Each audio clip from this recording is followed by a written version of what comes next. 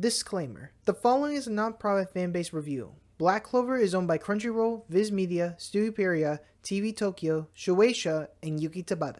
Please support the official release.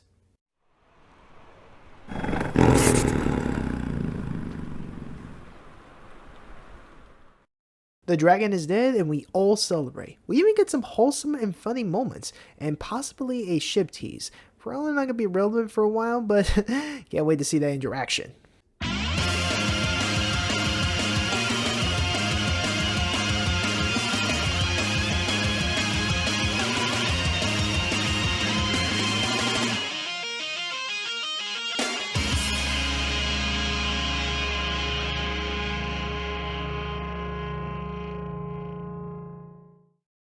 Hey guys, LA1997 and welcome back to page 343 of Black Clover. And in this chapter, this is a really nice breather after the horror deal with the Paladins and the dragon. Cicerelli is saved, the dragon is dead, and Asta masters Zenton. But the question remains, what comes next? We celebrate, duh! It's party time!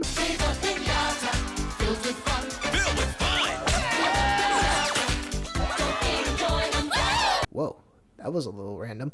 But anyways, while the chapter itself is a nice breather, there was a bit of a nitpick I have involving with Ryo and Ichika, which I'll get into in just a minute, alright? And as for the rest of the chapter, there was a lot of funny moments, a lot of wholesome moments, and one interesting history that I didn't know we needed. But I'm glad Kamari actually pointed this out. And well, how did their celebration go? Let's find out.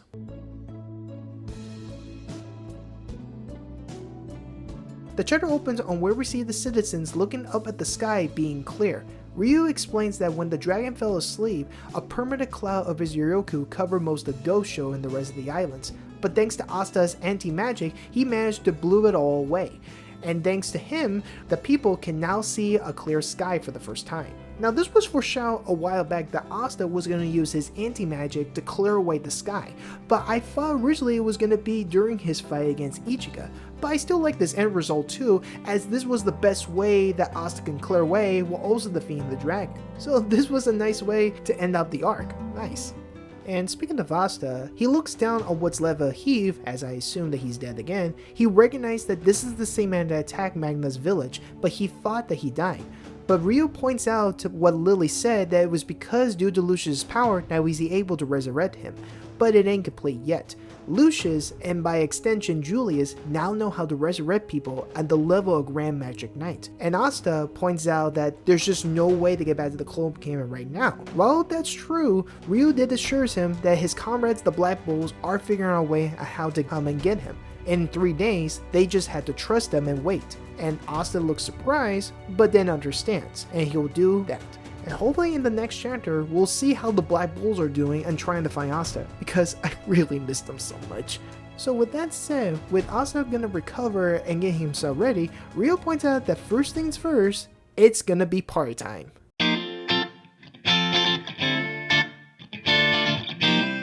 Everyone celebrates in defeating the dragon along with honoring the Shogun and the Ryozen 7 and the hero that came above for defeating the dragon. And Asta is just so surprised at how triumphant everyone is after the dragon's defeat.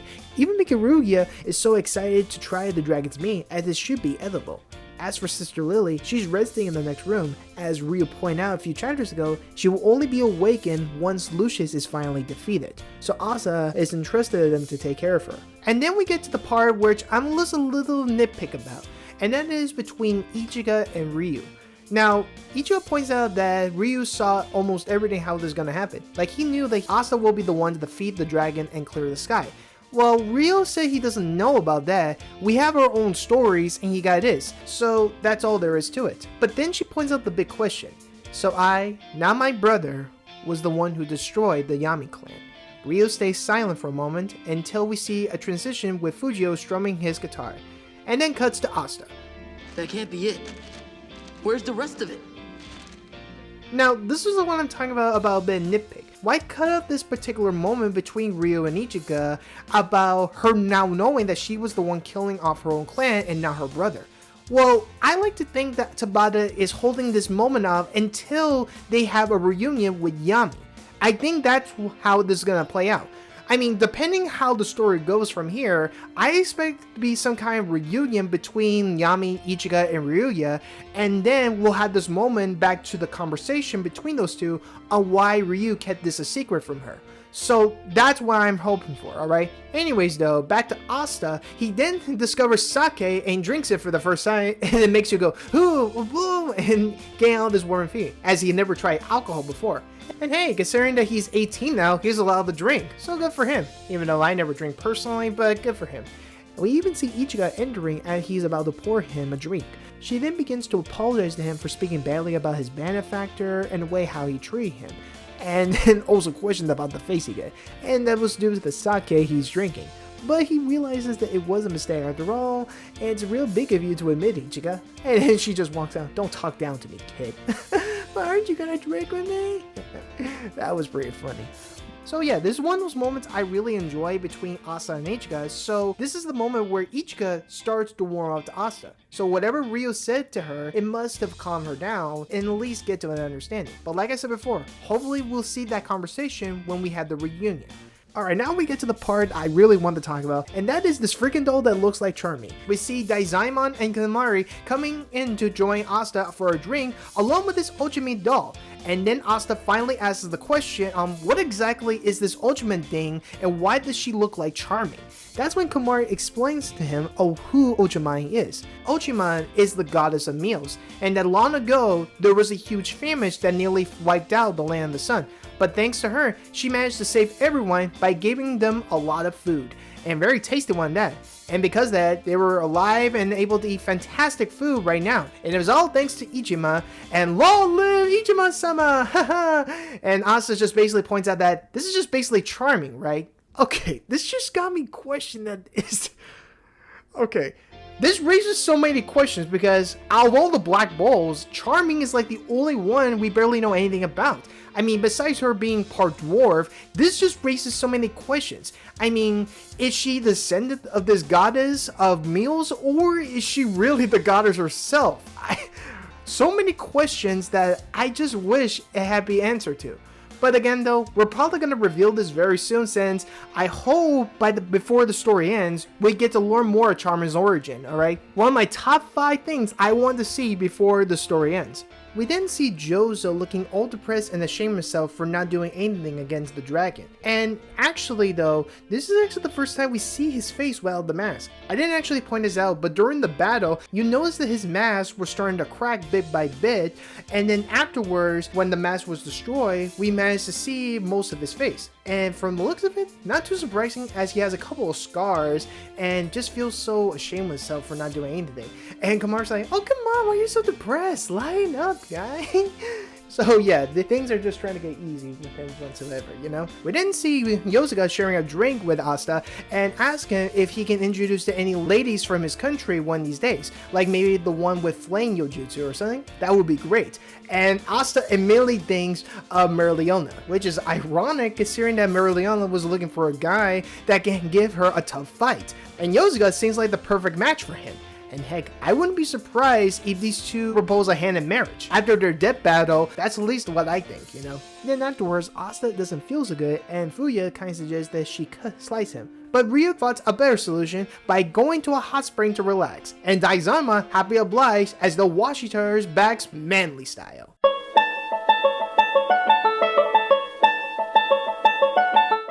Hot spring, Asta enters it and feels so relaxed by all the calm beauty, and that he's in heaven. But he ain't alone though, as he's greeted by a surprise visitor. Hey, I have to follow the rules too, you know. Asta sees a naked Ichigo and then immediately thinks that he is dead, as he thought she was gonna slice him. But surprisingly, Ichigo feels so embarrassed that she's seen her being naked and then constantly screams, and Asta immediately pauses and runs away. And then Daizama just blatantly remembers that, oh, I forgot, this was reserved for women right now. So yeah, this was both awkward and sweet. But nice body, by the way. The next morning, Asta is finally sober after last night's fun, and he now wonders what he will do now as he waits for the Black Bulls to come and get him. He's then greeted by Ichigo, and while he greets her back, he apologizes about what happened last night. Oh, you mean this interesting moment you have? But don't worry, Ichigo assures him that he'll take full responsibility. Asta just wonders what she means by that. That's when he's approached by all the members of the Reels and Seven. Yosuga mentions how there's a big showdown coming up very soon, and with only 3 days left, there's no telling that he's not ready to take on Lucius yet. So at the moment, while they wait for the Black Bulls, Yosuga suggests that they should train more. Asta happily obliges, as the chapter ends by saying that there are only 3 days left until Judgment Day.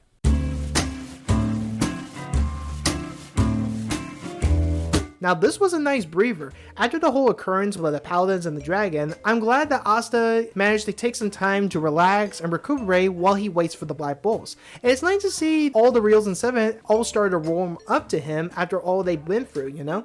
So, very sweet for that, you know? Again, the only nitpick I had for the chapter was mainly between Ichigo and Ryu, which I kind of wish that the conversation could have extended a bit. But again though, I really think he's holding that conversation off until we get the reunion between Yami, Ichigo, and Ryuya. That's what I'm hoping for when they see these 3 together again. But my overall thoughts on the Land of the Sun arc, I thought this was the best way to introduce Yami's home country, to know about its origin and where he came from, and not to mention his reasoning of why he left the country in the first place, at least parts of it. But I also like the new characters been introduced, like Ryu, Ichigo, the Reels and Seven, and so many more. So it was really good. The only issue I had with it was mainly how the pacing is in the arc, along with the timeline it takes place. For the pacing though, I feel as though they really rushed the training arc with Asa learning Zenten. It just immediately gets the action about when the Paladins strike the Land of the Sun.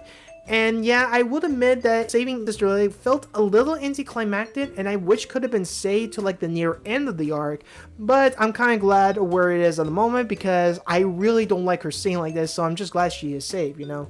And as for the timeline itself, Lucius states to the captains that Judgment Day will happen in 7 days. This will mean that Asta has been in the Land of the Sun for about 4 days. So on his first day, he was fully knocked down. Then the next day, he was fully recovered, meets Ryuya, Ichigo, and then explores around the Land of the Sun, and then meets up with Marukia, who's recovering Leibi, and then learn the concept of Senten. He starts his training immediately, and then by the next day, meets 3 members of the Reels and Seven, and then afterwards, at the night, learns about the Yami clan massacre, fights Ichigo, and then Ryu stops the fight. That's when the Paladins arrive and awaken the 5-headed dragon, thus occurring on the 4th day. So in the span of total, Asta has been in the Land of the Sun for about 4 days.